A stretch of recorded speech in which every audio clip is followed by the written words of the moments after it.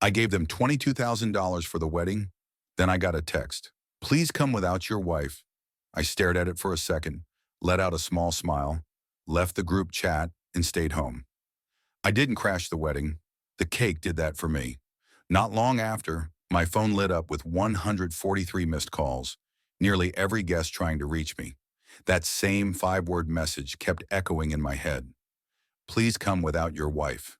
No greeting, no explanation, no sugar-coated setup, just a slap delivered straight through a group chat. 5 cold words dropped like trash in the middle of the family thread. Like my wife didn't matter. Like I didn't matter either. I read it 3 times, wondering if I misread it. Maybe autocorrect glitched or someone fat-fingered a phrase. But no, it was exactly what it said. Plain, blunt, intentional. Please come without your wife. No punctuation, no clarification, just that. I placed my phone down on the kitchen counter. My hands were steady. I wasn't even angry, just frozen, completely still. Elena walked in from the living room, cradling a mug of tea. She stopped when she saw my face. "You look like someone just died," she said. I didn't say anything. I just handed her the phone. She read the message in silence, her lips pressed into a tight line. No tears, no theatrics, just stillness. After a beat, she finally spoke. "Well," she said, calm and quiet, "they finally said it out loud." I gave a small nod. "What are you going to do?" she asked. I unlocked my phone, opened the group chat, Sienna and Grayson's wedding dream team, and scrolled down. I tapped leave chat. "I'm doing exactly what they asked," I said flatly. "I'm not bringing you." Her eyes searched mine. "You're going without me?" "No," I replied. "We're not going." She exhaled slowly and looked away, just for a second. "I knew it would come to this," she said. "I just didn't think they'd be bold enough to write it." "Neither did I said. For months I had been the silent wallet. No voice, no input, just money on demand. Sienna cried on FaceTime about how expensive everything was, and every pair of eyes immediately turned toward me. "You've always been the responsible one," Mom would say. "She's your sister," Dad added. "She's never asked for anything before." They all lied in unison. So I paid. The venue, the flowers, the photo booth, the charcuterie wall. Even the cake, especially the cake. 7 tiers, custom made, imported frosting, the kind of cake that costs more than some people's rent. They took my money with glowing smiles, and then turned around and told me my wife wasn't welcome. And for what? Because she doesn't laugh at Sienna's forced jokes? Because she won't play the fake perfect daughter-in-law act? Because she once leaned across the dinner table and asked Grayson, "Do you even like Sienna, or are you just scared of her?" Yeah, that was probably it. But Elena didn't say anything. She didn't need to. She stood there holding the phone, jaw tight, eyes dry, and looked straight at me. The wedding? Oh, it happened. And it was glamorous, picture perfect, snap scene ready, platinum accents, a live string quartet, every guest dressed in blush and cream tones like they were auditioning for a Vogue editorial. Sienna looked radiant in every photo. Grayson looked appropriately dead behind the eyes. My parents beamed like they'd just married off a princess. Everything was flawless, right up until the cake rolled in. That's when the chaos began. First 1 call, then 3, then 20, then 75 missed calls. All in less than 2 hours. From Mom, from Sienna, from Grayson, even from Aunt Denise, who once called me cheap for showing up to Christmas with store-bought wine. I didn't answer any of them. Instead, I stayed right where I was, on the couch, poured myself a drink, tapped my glass against Elena's and said, "Happy wedding day, Sienna." As I scrolled through my banking app, I muttered, $22,000. Elena glanced up from her laptop. "Still checking?" I turned my phone toward her, just confirming I actually funded this entire circus. Sure enough, the final invoice from Le Chateau Weddings and Events sat there in my inbox. $22,480. And that didn't even include the extra $350 for the last-minute P&E rescheduling or the veil styling technician Sienna insisted on because the first one apparently gave off discount energy. I'd paid for everything, And the more I thought about it, the more the money didn't even bother me. It was how easily they took it, because it didn't start with the wedding. No, this started years ago. The moment I got a decent job out of college, I was slotted into the responsible one category. And in our family, that meant banker, problem solver, therapist, mover, accountant, sometimes babysitter. And Sienna, she was always the sensitive one, which was just code for manipulative, professional victim, expert crier with weaponized tears. You're the stable one, Mom would say like it was a compliment. Sienna's just not built like you, Dad would add. She's more emotional. Right. Emotional. Like when she crashed her car while texting, then blamed the sun glare. And I ended up paying her deductible. Or the time she got fired for creative differences, and I helped her through the rough patch, which meant I covered her rent for 4 months. Or the small business she wanted to start, which somehow meant I built her Craft Hive page and funded an inventory of overpriced hand-glued wine glasses. Every time she failed, I caught her, and the more I caught her, the more recklessly she jumped. Elena saw it all, from day one. They don't respect you, she told me once, after Sienna sent me a SwiftPay request labeled, just a little emergency. She's family, I replied. It's not a big deal. Elena stared at me like I'd grown a second head. It's never a big deal, until one day you wake up broke, alone, and wondering where all your boundaries went. And she wasn't wrong, but she was patient, so patient. She smiled through every dinner where my mom made backhanded comments about her clothes. She endured Sienna's innocent digs like, "You're lucky he doesn't care about status," or "It's cute how low-key you are." She squeezed my hand under the table as Dad launched into another speech about supporting Sienna through her next chapter. Not once did Elena lash out, never made a scene, never gave them what they were clearly trying to provoke, because that's what they wanted. For her to break, to blow up so they could finally hate her out loud. But she didn't, so they got more creative. Once wedding planning kicked off, I was conveniently left out of most decisions. Sienna would send messages like, "Oh, we figured you were busy with work, so we just locked in a few things." You know, tiny things, like the champagne fountain, or the fire Caleb Turnishers for the after party, or the 7-tier cake with gold leaf and imported orchids. And guess who signed the checks? Right, me. But there was one moment, the moment when I snapped. Not with shouting, not with a scene, quietly, silently. It happened 3 weeks before the wedding. Elena and I had dinner at my parents' house. We arrived with a bottle of wine and a small gift for Sienna, a hand-embroidered silk robe from a boutique she loved. A peace offering, maybe. A last-ditch effort to meet them halfway. It was a small gesture, a peace offering. Sienna opened the gift, forced a smile, and said, "Oh, thanks. I already have 2 of these. But okay." Then she leaned in closer and muttered under her breath, "At least you're good for something, I guess." Elena heard her. I felt her stiffen beside me. Her fingers curled ever so slightly around her wine glass. But she didn't say a word. I did. I stood up. The room went dead quiet. "Excuse me," I said, placing my napkin neatly on the table. Mom looked up. "Where are you going?" "Out," I said, "for some air." I walked out the front door and sat in my car. For an hour, just sitting there, thinking. That night I couldn't sleep. I sat alone in my office, lights off, scrolling through receipts, invoices, screenshots, just staring at all the evidence. Then I opened the cake design file. Sienna had emailed it to me directly. "Make sure this is confirmed by Friday, and please, no changes. I want this cake to be timeless. Soft ivory, gold trim, sugar roses, subtle elegance. Think Meghan Markle meets Versailles." I stared at that email for a long time. Then I picked up the phone and called the bakery. The owner recognized me right away. After all, I'd already paid in full. "Hi," I said calmly. "I need to make a small change." I didn't tell Elena. Not yet. Not until the night before the wedding, when she caught me smirking into my bourbon. She squinted. "What did you do?" I lifted an eyebrow. "Who says I did anything?" She studied my face. "You only smile like that when you're hiding fire." I chuckled softly and kissed her forehead. Let's just say, tomorrow's dessert is going to be unforgettable. The ballroom shimmered under soft golden lighting. Sienna's dress sparkled under the chandeliers like it had been stitched from actual stardust. Grayson wore his usual dead-inside smile.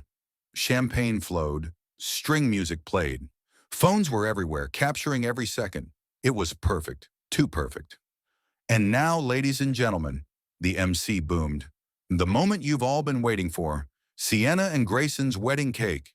Applause erupted. Phones lifted higher. Guests leaned forward with exaggerated enthusiasm.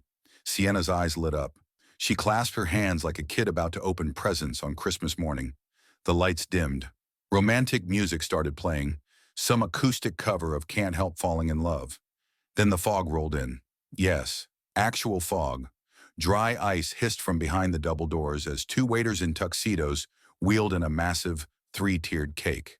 Gold filigree, ivory sugar roses. The initials L and T glimmered in edible pearls. Gasps, applause, a few scattered wows. Even Grayson looked mildly impressed. Sienna glowed. The cake rolled into the center of the room. Spotlights hit it.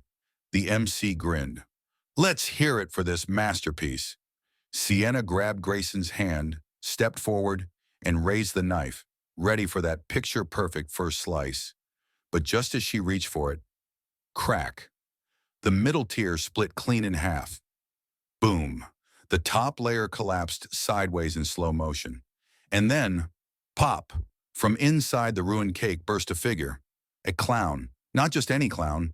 A clown in a wedding dress. Full veil, red nose, white gloves, lipstick smeared into a grotesque, oversized grin. And right there on her chest, a laminated sign that read, Miss Perfect. The room froze. Then, bowing. Two rubber chickens shot out from either side of the cake, spring-loaded, flapping in midair like horrifying party favors. The clown raised her arms like she'd just taken a Broadway bow. Then she curtsied, and as she tossed a handful of white feathers into the air from her cake bouquet, complete with a pink ribbon that read, Bridezilla Special.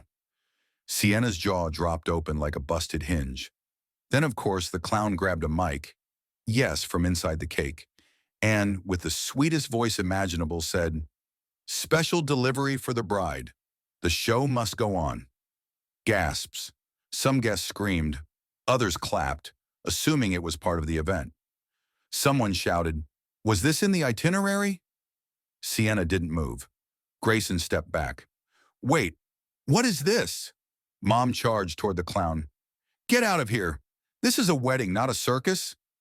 The clown waved cheerfully. Oh, honey, this is the circus. You're just late to the tent. Then she turned to Sienna, gave a deep, theatrical bow, and whispered, loud enough for the front row to hear, You ordered perfection. We brought the reflection. That's when Sienna snapped, Get her out of here. This isn't funny. Who did this? But the clown was already backing away, moonwalking no less, toward the fog-filled exit. Just before disappearing, she turned one last time, winked at the closest phone camera and said, Bye, Sienna. You're the star now. Then vanished into the fog, and somewhere, on the internet, a hashtag was born. It was trending before midnight. I didn't even need to check the news. Elena showed me everything, footage from the guest live streams. The moment that clown burst from the cake, she nearly choked on her wine. When the chickens flew, she actually fell off the couch. And when the feathers hit the ceiling, she wiped a tear and whispered, You're an absolute artist. I lifted my glass and toasted the screen. Happy wedding day, Sienna. The day after, too quiet. I woke up to soft sunlight streaming through the window and the smell of fresh coffee drifting in from the kitchen. For a second, it felt like any ordinary Sunday morning, until I checked my phone. 143 missed calls. Group chats renamed with titles like, This isn't funny, You went too far, You're dead to us. There were voicemails from my mom, from Sienna, even from distant relatives I hadn't heard from in years. Then came the text, How could you do this to your sister? That cruel little prank ruined everything. You humiliated the whole family. Mom's crying. Sienna's not eating. Hope you're happy now, clown boy. I scrolled through them, calmly sipping my coffee. Elena walked in, robe tied loosely, still half asleep. Anything interesting this morning? I handed her the phone. She read 3 messages, then gave it back. Wow, she said. You really broke them. Later that afternoon, someone banged on the door. Not a knock, a demand. I opened it to find my mother, sunglasses on like she was dodging paparazzi, and behind her, my father looking like he hadn't slept in days. I said nothing. We need to talk, Mom snapped, shoving her way past me into the house. Dad followed, sighing like he already regretted being there. Elena stayed in the kitchen. She knew better than to get involved.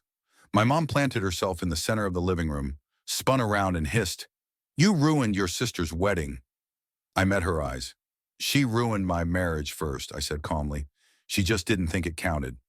"Don't be dramatic," she scoffed. "It was just one message. One message that said, 'Don't bring your wife.'" "You embarrassed her in front of 200 people," she shouted. "There was a clown." "Yes," I said. "There was."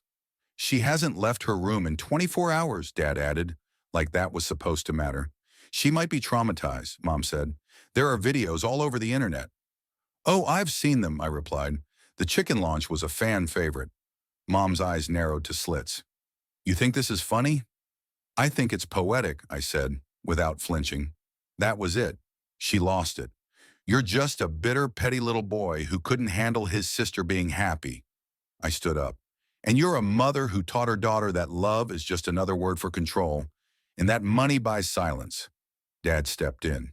"That's enough." "No," I said, voice steady. "We're just getting started." They tried to shut me down, but I kept going. All my life, I paid.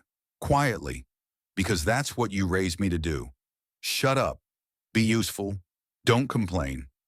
I looked straight at them. I watched Sienna rip apart everything that mattered to me. And you stood by and smiled. Called it family. My tone was like ice. Well, now it's my turn to smile. Mom looked like she was about to scream. Instead, she spun on her heel and snapped, "You're no longer part of this family." She stormed out. Dad lingered, looked at me. "I didn't know about the message," he said quietly. "But you didn't stop it either," I replied. He nodded, once, and followed her out. The door clicked shut. Silence again. By Monday, the wedding clown video had 2.3 million views on TikTok. By Tuesday, the remixes started. By Wednesday, Hype Loop picked it up. Bride gets clowned at her own wedding, literally. Sienna deactivated all her social media. Grayson moved out of the honeymoon suite early. Some said he was crashing with a cousin. Others said he left the city entirely. I didn't care. For the first time in weeks, I was actually sleeping again. The twist came on Friday. I was out running errands when Elena called. Her voice was low, serious. "Babe, you need to come home. Now." I rushed back. She met me in the kitchen holding a manila envelope. "This was hand-delivered," she said. "No return address." I opened it. Inside was a single sheet of paper, bold text across the top. "You thought you were the only one she used." Clipped to it was a USB drive. I plugged it into my laptop. It contained one folder. Inside, screenshots, bank transfers, text messages, audio recordings, all between Sienna and our cousin Miles. Turns out, my clown cake wasn't the only act Sienna was starring in. She had 2 weddings planned. Mine, the public performance. Miles, the secret life. He'd been funding her for 6 months. The final message? The night before the wedding? "Sienna, don't worry, baby. This is just optics. I need the ring for the prenup. Once I get that, it's over." Miles, "You swear?" Sienna, "You think I could actually love someone like Grayson?" I leaned back in the chair. Elena stared at the screen, then turned to me. "Do we send this to Grayson?" I didn't answer. Not right away. Then I smiled. "No," I said. "We deliver it." With a bow, I didn't sleep that night. Not from anxiety, not out of guilt. I stayed awake because I had never felt so alive. I sat at my desk, the USB still glowing faintly in the port. The folder of screenshots, transcripts, and bank records lit up my screen, and echoing through my mind like a war drum. "You thought you were the only one she used?" "Sienna, Of course it was Sienna. If anyone could cheat on reality itself, it was her. She hadn't just drained my account. She bled Miles dry too. Our cousin, another good-hearted fool with just enough cash and self-worth issues to make him the perfect target. The texts laid it all out. She'd played him for months, told him the big wedding was just for show, nothing real. Promised him she'd end it right after she got the ring and prenup. She married Grayson, but she was in love with Grayson's money, and in the process, she destroyed her secret with Miles too. By the time the sun crept over the horizon, I was already standing. I brewed coffee, toasted a bagel, sat at the table like it was any other day. Elena came downstairs, barefoot, wrapped in an oversized t-shirt. She kissed my cheek. "You look terrifyingly calm," she said. "I feel amazing." "You're glowing," she smirked, like a villain in the middle of his monologue. I slid the stack of printed files across the table. She read the first few pages, then looked up, wide-eyed. "Oh my God. We're not mailing it," I told her. She nodded, already catching on. "We're hand-delivering it." Grayson wasn't home. Hadn't been back since the wedding, but my cousin Logan had spotted him at the gym, so we drove there. And sure enough, there he was. In the far corner, fists pounding a heavy bag like it had personally ruined his childhood. Sweat poured down his face, eyes red, movements erratic. I stepped into view and called his name once. He turned, saw me, froze. For a second, he didn't move. Then he walked toward us, slow, cautious, like a man marching toward the firing squad. His voice cracked before he even reached us. "If you're here to gloat," he said, "get in line." I didn't respond, just held out the red folder. He frowned and took it, opened it. At first, his eyes skimmed casually across the page. Then they stopped, dead still. His eyes slowed, then widened. He turned the page, and then another, and another, and then the photo. Sienna, sitting in Miles' apartment, one leg bare, a wine glass in her hand. His hands began to shake. "She told me she needed stability," he said, voice barely audible. "No," I replied. "She needed a funding strategy." He lowered himself onto a bench, the folder resting in his lap. He covered his face with one hand. "She said I was the first man she ever really trusted." I sat down beside him. "She says that to whichever man happens to be paying the bill." He didn't cry, though I could see the war behind his eyes, tears rising, but he held them back. Instead, he whispered, "She's a black hole. She eats good things and spits out lies." I nodded. "She nearly got all of us." Then he looked at me, really looked at me, and said something I never expected. "Thank you."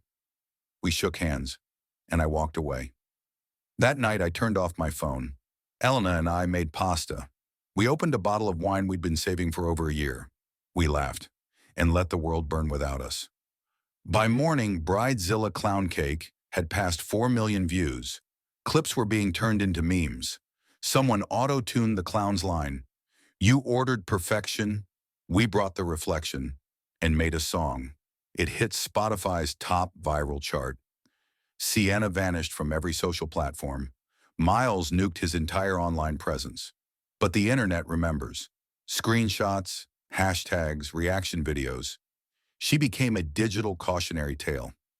4 days later, my parents called. I didn't answer. Then came the email. "Whatever this was between you and Sienna, you went too far. You've disgraced this family." I replied with one sentence. "I didn't disgrace this family. I documented it." Blocked. Simple. Done. A week passed. Then a letter. No return address. Inside, a crumpled thank you card. Sienna's handwriting, jagged, uneven, like the words were carved out of whatever was left of her. "You were always better than me. That's why I hated you. You never wanted anything from anyone. You just wanted to be left alone. And we couldn't even give you that. You won. I hope it was worth it." I read it once. Then again. Elena walked in and saw me holding it. "Is that an apology?" she asked. "No," I said. "It's a confession, but not the kind that heals anything." I didn't reply to her. I framed it, hung it on the wall in my office. Not out of pride, but as a warning. Never again. It's been 2 months now. Elena and I are flying to Portugal next week, our first real vacation. No obligations, no passive-aggressive invitations, no sister asking for cash with a smile. I changed my number, deleted the family chat, started therapy. And something strange happened. People, distant relatives, old high school classmates, started messaging me privately. I wish I had the guts to do what you did. You were right to walk away. That clown cake was iconic. It became more than just a prank, more than just a viral moment. It became a line in the sand, a declaration, no more. No more pretending, no more financing dysfunction, no more carrying people who spit in your face when your wallet runs dry. Now, Elena and I toast to it every Friday. She raises her glass and says, "To Miss Perfect," and I add, "Long may she stay off the throne." Then we drink, we laugh, we live, and we never ever look back.